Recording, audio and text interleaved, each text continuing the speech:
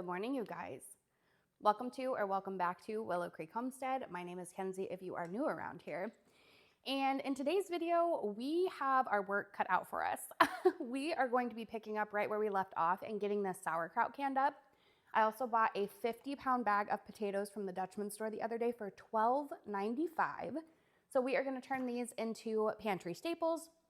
I also want to do a Zuppa Toscana knockoff, which is like canned potatoes, sausage, spinach, kale, all sorts of good stuff. Me and my family absolutely love that recipe. It's one that I've shared with you guys many times. So we're gonna do some ready-made meals in a jar with all of these potatoes as well. It's gonna be super fun. I can't wait to get started on all of this. But full disclaimer before we begin this, okay? Every single time that I can sauerkraut, I get a lot of slack for it. So I just want to explain to you guys really quickly that I do not can all of my sauerkraut. I only can the sauerkraut that I will be using in recipes and cooking with anyway. So whenever you cook sauerkraut, it destroys all of the gut healthy bacteria, obviously. So a lot of people yell at me for canning it, but I do not can all of it. We will be canning half of this batch and then keeping the rest in the fridge for fresh eating where, you know, all of that good healthy bacteria is still in there. But for being able to cook with, it is really convenient just to go down and grab a jar so that I don't have to keep tons and tons of sauerkraut in my fridge at all times. It also makes it really nice to gift to other people as well. So that's why I do it. If you don't want to can your sauerkraut, you definitely don't have to, but I love having it on the shelf ready to go. So to get started with this, all I'm doing is just taking our weights off. And if you have not seen the video prior where we made all of the sauerkraut together, I will link it up above. But it has officially been a little over 6 weeks now, and you will know that your sauerkraut is done whenever the bubbles cease. So whenever your fermentation process is taking place, there will be tons and tons of bubbles on the top of your sauerkraut. That will go on for quite a little while, but then whenever the bubbles stop, that means the fermentation process has ceased or, slowed down a lot, and that allows you to know that it is ready to be canned. Now, the reason that we can can sauerkraut, cabbage, because that's another question that I get all the time is how are you able to can cabbage just plain because it's not a high acid food? Well, the fermentation process brings up the acidity enough for us to be able to safely can it. So it works out really, really good if you want to can your sauerkraut because it is 100% safe to do so. And a lot of people don't know that you can it. So super, super convenient. But basically all I'm doing is just taking this out of our crock. Now, I will say it is important to pack your crock really, really tight whenever you go to make this. But whenever you go to fill your jars, you don't want to do the same thing because I have done that in the past and these just completely spill over. All of your brine comes out. It's really no fun. So I pack them basically to the indentation on the jar, like the neck portion. And then I fill the rest up with brine. And I believe we leave half of an inch of headspace. And then I think the processing time is 20 minutes on these. Don't quote me on that because I'm going to double check as well. If it's different than 20 minutes for pints, I will leave it on the screen down below for you. But I think it's 20 for pints and 25 for quarts. It is pouring down rain here, you guys. I was taking just a little bit of a social media break just because I needed one. So it is, I think, December 29th today, and it's actually really warm outside and just pouring down rain. It has been a weird year, even for Christmas. There was no snow on the ground. It was like 52 outside. It didn't feel very Christmassy, but I mean, I'm not complaining because you guys know I don't like the cold, but it was a very, very weird year for the holidays. Oh, I forgot to mention, you guys, what I like to do is take all of the sauerkraut out at once, and then I pour the brine over it and fill the jars up that way. You don't have to do that, though. You can get like a scoop or something in here and get the brine water out at the same time. I just find that it's easier to fill the brine up in the jars afterwards. So that's just how I do it, but you don't have to do it that way. And then speaking of Christmas, did you guys get any good gifts? I would love to know what you guys got. I always tell you guys that if you are looking into getting into homesteading, gardening, whatever the case may be, ask for those things for Christmas because it's a great gift to receive and it's a great gift to give other people. So I'm going to go over some things that I got. I'll put in some footage of some different Christmas gifts that I got that are like homestead related, gardening related, etc., etc. And then let me know what you guys got down below. So My mother-in-law and my mom know, obviously, I'm really big into flowers and like planting and all of those things. So they got me these absolutely beautiful, huge ball planters. They're like a bright green color. There's a half size and then there's a whole size. And those are both gonna go out on my front porch, and we're gonna decorate them up together with a bunch of pretty flowers come springtime. So I got both of those. And then my mom got me a chicken planter. So the one is wired and it holds flowers at the top of it. It is so incredibly beautiful. And then she also got me a multicolored rooster to go out on my front porch as well. So I was super, super happy with those. They did such a good job on those like porch decorations for me, because that's just not my strong suit, you guys. I am not like really good when it comes to decorating and stuff, but I am trying to get better about it. So they did a fantastic job. And if you guys are watching, thank you so much. And then I also got a electronic vacuum top for your jars. So I have my manual vacuum sealer for the jars from Forjars, which I love, but they ended up getting me one that was electric. So basically you just put it on the top of your jar and then it automatically seals the jar and the contents in it. And that is not used for canning, but it can be used for like dry goods and, you know, like quick pickled items. I've used my little handheld vacuum sealer to make, you know, just like a smaller batch of a couple jars of quick pickles. And it's really nice because it seals it really good for you. And then, you know, you could just put it on your shelf for like a week or two or something and let it get all of the vinegary pickle flavor. And then whenever you go to open it, it's sealed and ready to go. So I got one that was electric, so that was awesome. I also got a ton of like seed starting stuff. My mom got me this really, really cool, like wooden, I don't even, like seed cutting station, I guess is what you would call it. Not a seed cutting station, but a propagating station. There you go. That's the word for it. And it's awesome. The whole thing looks like it's all wood, and then the light bulb comes down into all of these little propagation stations, and it's just really, really cool for decoration.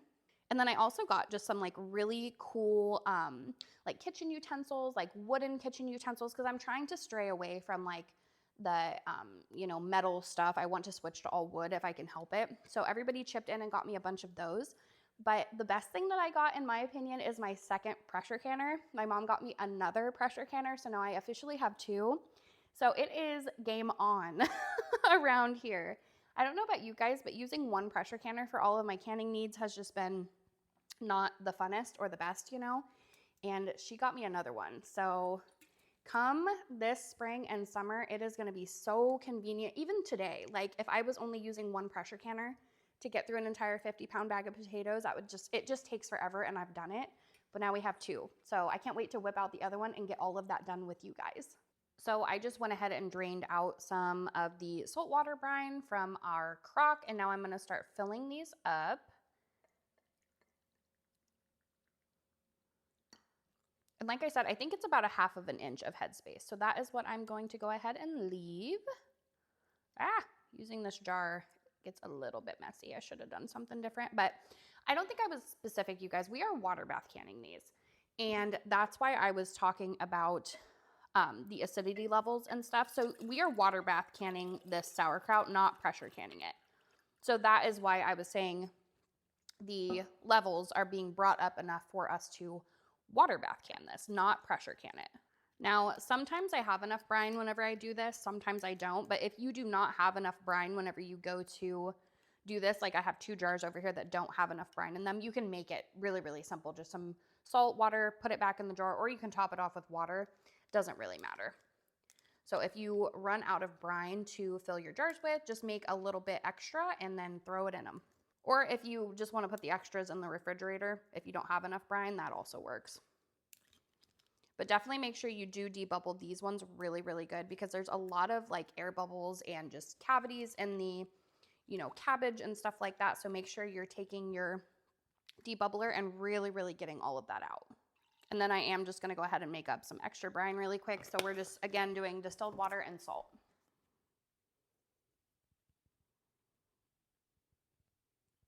And remember, since the sauerkraut is already like fermented and things like that, you don't have to add near as much salt.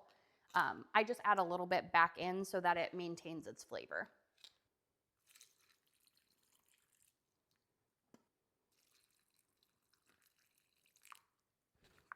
And then you guys already know I reuse my lids. So I'm just getting some reused ones on.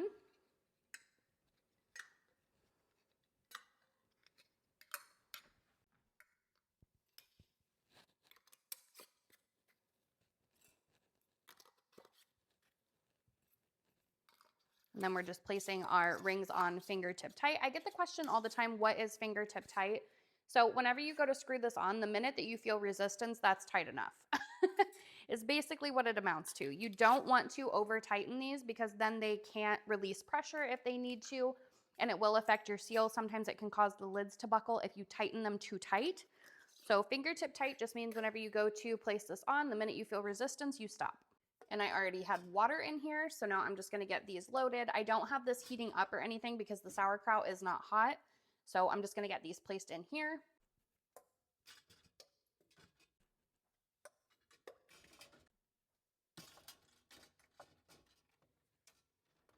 My husband is working on my pot filler today, so I don't have that to use, but I did go ahead and top this off with water. Now we are gonna kick on the heat. Oop, wrong one. And we are gonna get that going at a high, and then once this starts boiling, we will start the timer for 20 minutes. So then in the meantime, while we are waiting on our sauerkraut, I am gonna go ahead and get started on peeling all of these potatoes. I have a lot to peel, and then I will meet you back whenever we go to fill up the jars, and then we will get started on our soup as well. Okay, so I have a timer going for our sauerkraut, and I just peeled up a bunch of potatoes. This is another Christmas gift that I got, is this huge bowl, which I love. I asked for one of those specifically because all of my mixing bowls are really, really little. So I thought having a couple big bowls around here would really come in handy. So super, super happy to have that. So I already went ahead and cleaned all of these jars and everything last night. So we were just ready to rock and roll today. You do not have to salt your potatoes, but I always do. So I'm just gonna add maybe, I don't know, half a tablespoon or whatever you want really in each of them. It doesn't do anything for the preservation process. It's just for flavor if you'd like some salt or not. Just make sure that you are using non-iodized. But I'm gonna go ahead and get salt in each one of these jars so that portion is done. All right, and then the next thing to do is just to start cutting our potatoes and filling up the jars. Now, you can cut these however big you would like. Usually what I do is a four. I make a four, right? And then I cut each of these in two.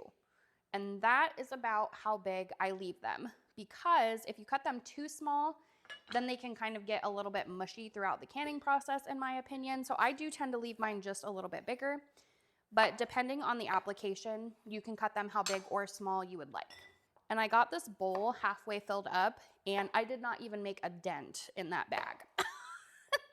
So we have a lot of potatoes to get preserved up, which is great because potatoes is the thing that we use the most of. Everybody always asks me that. What do you like to can the most? What do you use the most? And if I had to choose one thing that we go through the fastest, it is the potatoes, because you can just throw them in with, a variety of different soups, stews.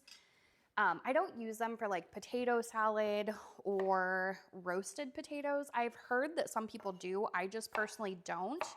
But for all of our soups and stews, we use a ton of them all year round. So you really cannot have too many potatoes, in my opinion. And I did go ahead and can up a bunch of them from my garden as well. I grew a bunch of potatoes myself, got a bunch of those canned up, but it was not enough for a year. So hopefully this 50-pound bag will last us until my potatoes from this year's garden are ready to harvest, and then we can can all of those, because I do plan to dedicate, I think 2 rows probably, to just potatoes, because we eat them just so much, for fresh eating, baked potato, hash browns, you name it, canning them. We go through a lot of potatoes around here. Plus, I give them away to friends and family as well. So hopefully we get a good potato harvest this next year. And we can can all of our own potatoes again, and then we'll just have enough to where I don't have to go out and buy them. All of the jars of roast that we canned together are already gone. We went through those really, really quickly. But something else that's really nice is if you don't want to do like a ready-made meal in a jar, you could also can just your potatoes plain, and then like downstairs, for instance, I have roast canned. You can put that in with some canned carrots as well and kind of make your, you know, like roast base, and then you have roast ready to go. The texture of canned potatoes is perfect. I don't know how to explain it, but imagine biting into a potato in like a roast or a soup and it just being that like perfect texture, you know? That's what it's like. It's awesome having these just on the shelf ready to go. And I'm using Yukon Gold because that's my favorite, but you can use red, you can use russet, you can can whatever kind you want. I know everybody has their own preference. Personally, I think Yukon Gold tastes the best, but whatever kind you have on hand, feel free to use.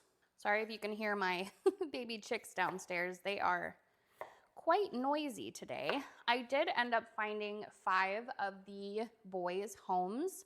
And I know I said we were going to process all of them, but I had found a couple people that were looking for those breeds specifically to put in their flock or their breeding programs. And obviously, I would much rather see them find good homes than do any sort of processing. So I think I have a couple more people that might be interested in taking some of the babies, which if we can do that, I'm all for it. I don't mind at all. One of you guys were asking if we did process some of the roosters here, if I would show that. And probably not, to be honest with you, until I get like accustomed to that. I probably am not going to share the process. Like obviously I will show the process of like preserving the meat and, you know, like all those things that we do with them. But in terms of like, you know, what it takes to get there, I probably would not show that, because I'm going to be honest, you guys, it's really hard for me to do. You know, the thought of processing my own babies that I've raised is not an easy thing for me to do. I'm hoping that one day it will get easier. And when it does, I'm, you know, more than happy to walk you through the process and like what all of that entails. But for right now, if we end up processing some boys this year, that will probably just be a me and my husband thing. But I will definitely show you what we plan to do with the chicken afterwards. All right, so I got through the whole entire bowl. I got to peel more potatoes. So the next step after we get the jars filled up is to just add some water. Now I keep gallon jars of distilled water like all around my house for my plants and things like that. So I keep the empty ones also so that I can take them out and fill up like the chicken water and, you know, whatever else. So this is just regular water, and I am going to go ahead and fill each jar up. And remember, we are leaving 1 inch of headspace. So basically right to the neckline of your jar, you are going to fill that up with water. Also, friends, I wanted to mention I did put a bunch of cold water in that bowl. So like if you're working with a bunch of potatoes at one time, I just like to keep them in cold water so that they don't brown, and that always works really, really good for me. So if you don't want yours to brown, just put some cold water in with them and it'll be totally fine on like big, big processing days like this.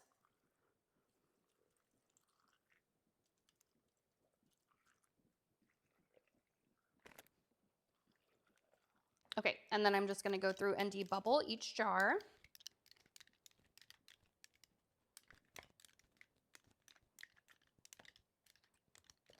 And again, at this point, if you see any that need additional water, make sure you go back and add that. And then we just need to wipe down all of the rims. And then we can start getting our lids and our bands placed on. Now my canners hold 7 at a time. So 1, 2, 3, 4, 5, 6, 7, 8, 9. So I have started on a second batch for the canner. So we will go ahead and get 1 going. And then once we fill up some more to meet the 14 jars so that I can get the second one going, then we'll start those as well. And I will leave my canner specifically for you guys down below. Mine does not have a pressure gauge at the top. I use the Presto 16 quart with the jiggler weight. I like the jiggler weights better. A lot of people use the pressure gauges. I've never done those. The first canner that I ever got came with a jiggler weight, so that's just the one that I prefer. But I will leave it for you down below if you are looking for a pressure canner that I love and recommend. I also just think the jiggler weights are way easier for new canners especially. So like I said, it'll be down below for you. And here she is. This is the new one. Anytime that you get a new canner, make sure that you're inspecting everything. I went through, made sure that there was no clogs on the top of the vent. I made sure that this seal is good and ready to go. All looks well. So we are going to get her fired up, and then they always come with a manual. Now, potatoes go for 35 minutes, but like if you ever have a question, in your manual, it will say hot pack or raw pack. So right here, it tells us 10 pounds of pressure for, let me see. Oh, I'm so sorry. Those are sweet potatoes. I was like, what am I even reading here? Okay, so potatoes white, and then it has hot pack and raw pack, which is what we are doing. It's just like a cold pack, meaning the potatoes aren't brought up to temperature. So these need to be processed at 10 pounds of pressure for 35 minutes. So it's always really important that you keep this so you can double check your times.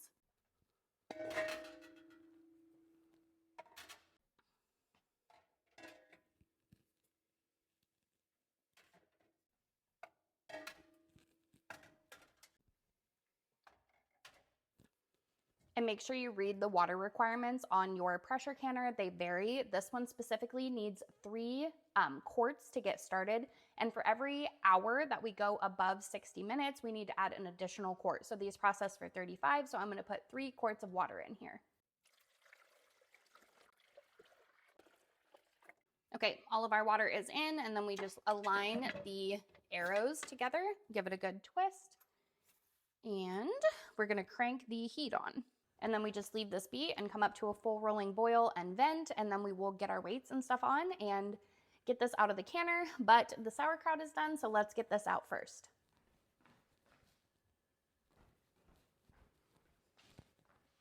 Do not forget to lay a towel down before you take these out of your canner as well, because the temperature fluctuations can cause your jars to break.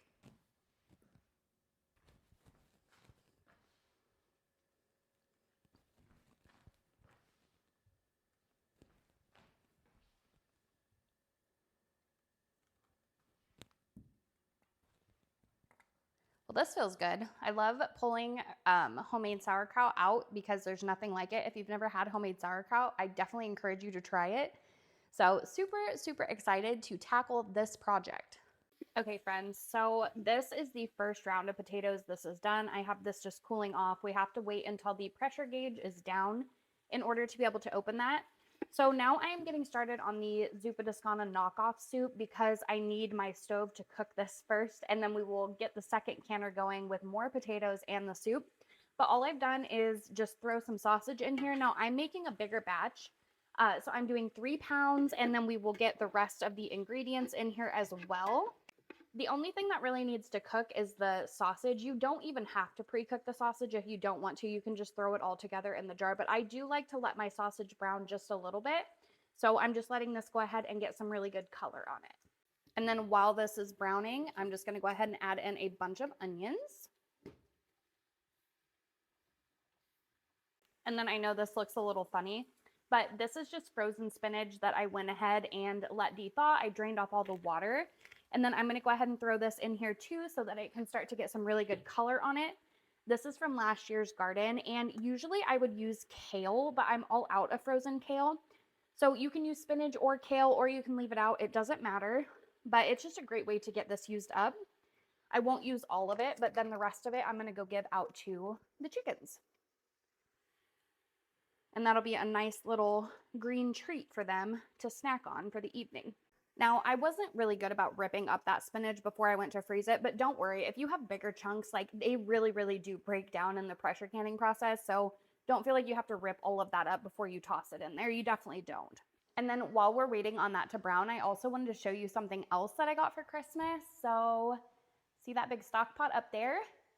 Oh, so freaking excited to have that, you guys. All of my stock pots are like that size, and then like my Martha Stewart crock pot is the biggest one that I have. And for big canning days, it's just a pain in the butt because it doesn't hold a lot. But that one up there, I'm so excited for, so we can make like bulk soup chili days together. My husband goes through chili nonstop, and like we can really never have like too much of it. So super, super excited to get that. So now that we've gotten some really good color on all of that, I'm gonna go ahead and add in a bunch of potatoes. And then I'm also going to add in, I think 2 quarts, 1 pint of chicken stock, and then we will fill the rest up with water. Everybody always asks about this little jar opener. It's from Forjars. I will leave it down below for you. It's so nice. And if you're like me and like to reuse your lids, it removes them in like perfect quality. So you can reuse them and there's no indentations or anything on those.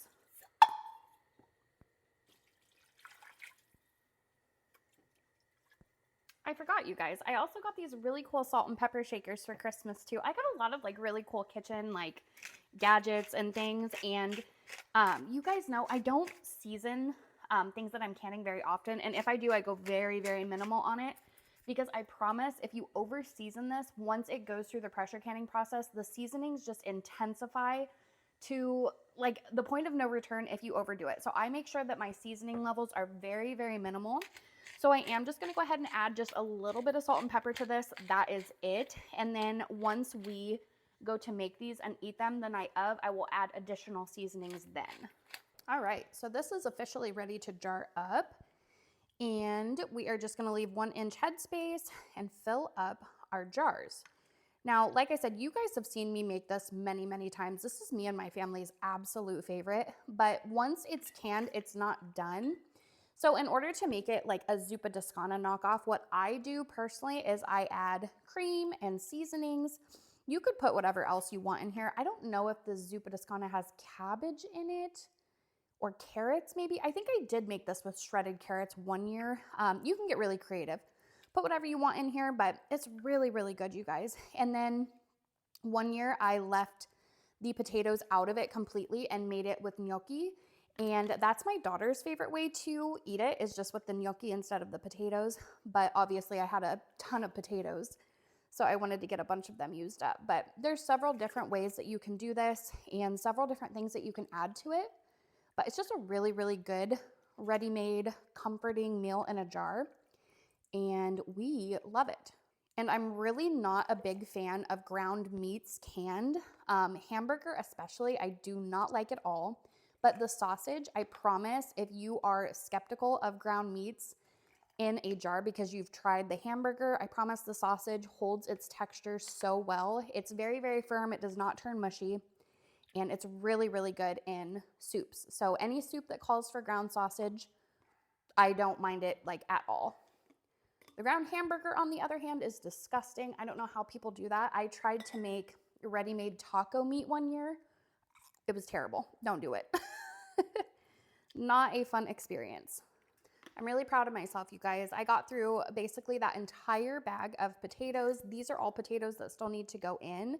I just left a little bit at the bottom of the bag for like fresh eating. I'm gonna put those downstairs in one of our buckets for our potatoes because those were kind of difficult to peel. But we went through a lot of potatoes today, and for $12.95, whenever you start breaking this down, like I don't know, I'll put the math on the screen for $12.95 divided by how many jars we got. Just for the food cost, it's very, very cheap. So I was super excited whenever I found that deal. Now, obviously that wouldn't include like the cost of your jars and things like that, even though they are reusable, but just for the price of potatoes per jar, that's an incredible deal. That is one thing I am very blessed and fortunate to have here in the Midwest where I live, is Amish stores, because they just have amazing deals, like bulk deals, bulk buys, and that's the kind of stuff that I love to be able to find because I'm really big into, you know, preserving our food. So anything that I can buy in bulk and turn into things like this, I'm always very, very appreciative to have things locally to me, especially to support businesses like that. So that is a suggestion of mine, is if you can find farmers or, you know, Amish stores or the farmers markets, whatever you can go to and buy in bulk, I definitely encourage you to do so, because the cost of things, whenever you break that down as opposed to buying bulk at the store, it will save you so much money. Especially if you throw in being able to grow some of the things on top of that yourself. I mean, you will just be amazed at how much you save on your grocery bill per year. Now, sometimes you can mix and match things that you are canning and put them in the canner together.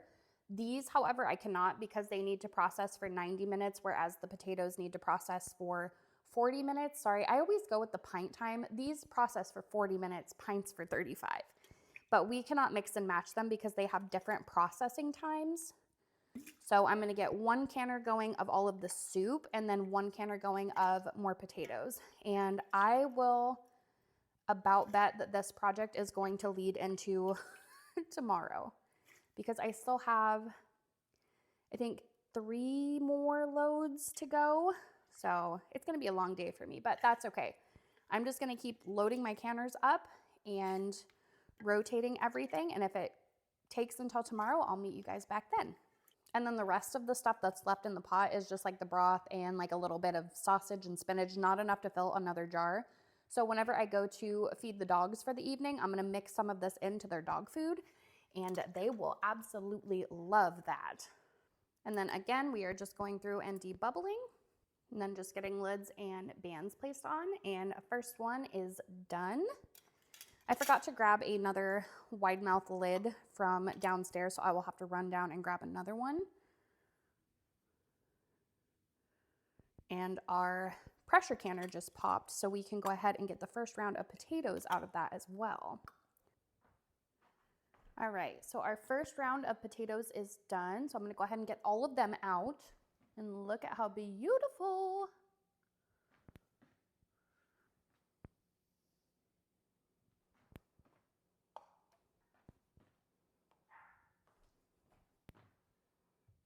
All right, so got all of these out. Sauerkraut is completely cooled down. Potatoes are working on cooling down, and now I have a ton more to get in. So I'm gonna whip out my second pressure canner, get all of this done, and I will meet you back whenever we go to put it all away together, either later tonight or tomorrow.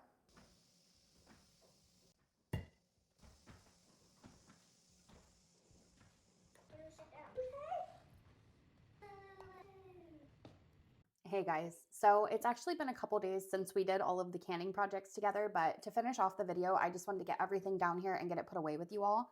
So I did go ahead and bring all of our potatoes down. I think I'm gonna put them right with the corn and green beans because these are items that we tend to get a lot of and they're just like the plain vegetables that I do. So I'm gonna keep them all together. So let's go ahead and get all of these out. I had no failures at all with any of my seals, which is awesome. So everything's sealed and I got all of my jars wiped off, washed really good. So it just feels really, really good to get everything put up on the shelf. I do apologize if the lighting is not that bright down here. We did the brand Patriot through Menards for like all of our lighting throughout the house. And apparently they're really prone to flickering. So if you guys have been watching videos and noticed the lights flickering, that is the brand itself doing that. So we had to take out all of the lights throughout our entire house and go get them swapped out. So some of my lighting is not down here. But if you go to build a house, don't use the brand Patriot because it is not that good. And it's a major inconvenience to take all of the lights out throughout your entire house and swap them all out. So in total, we ended up with 21 quarts of potatoes. Now, is that going to be enough for a year? No. I probably need to start like tripling that. But 50-pound bag got me 21 quarts-ish of potatoes. I did keep some of the smaller ones upstairs. So that's just like a good number to go by so I know how much to can. So technically, if I wanted enough for an entire year, I would probably need to grow like right around 150-ish pounds for the entire year. So I think moving forward for Garden 2026, that is going to be my goal. And then these jars are our Zuppa Toscana knockoff soup. So I do have 2 of them right here that are older. And we are gonna go ahead and rotate these out. So these are the older ones. So I'm gonna do my last jar of pot roast right here. This section is just all of like my ready-made meals. So here are the new ones. And look at how beautiful, friends. Doesn't that look absolutely stunning in the jar? I love how they turned out. So here is those. And then these 2 older ones we will put right here. And I did put carrots in them last time. Remember, I was trying to remember if I did or didn't. I did, but that's totally okay. We can add shredded carrots to these if we want them. But anyway, friends, that is gonna wrap up today's video. I just want you guys to know that I had so much fun. That was like an amazing project to get to do with you guys. It feels really good to add the stuff back to the shelves. Still a long way to go down here and a lot more work to do, but it always just feels really good to get stuff added back to this. January and February are probably going to be my months where we do a lot of canning together. If you are new around here, we built our house. We have a lot of stuff going on during the summer and the fall months. So all of my canning projects that I would normally do during that time of year have gotten pushed back to the winter time. And I'm kind of like on crunch time because the garden is going to be starting here very, very soon with all of our seeds and things. So we have like approximately 4 to 5 months to start going through all of this stuff, getting the freezers emptied, making space, getting stuff in jars. So I do kind of feel overwhelmed, but we have a lot of really fun canning projects coming out during the winter months. So you guys will get to see canning content during the winter time, which a lot of other creators, like, that's just not really their time to do those things. So hopefully you appreciate all of the preservation projects that we are going to be doing because my schedule is wonky as heck this year. But I just want to say thank you guys so much for taking time out of your day to hang out with me, be in my kitchen, do canning, and look out for future fun videos. So I hope you guys have a fantastic rest of your week. Happy New Year, and I will see you in next week's video.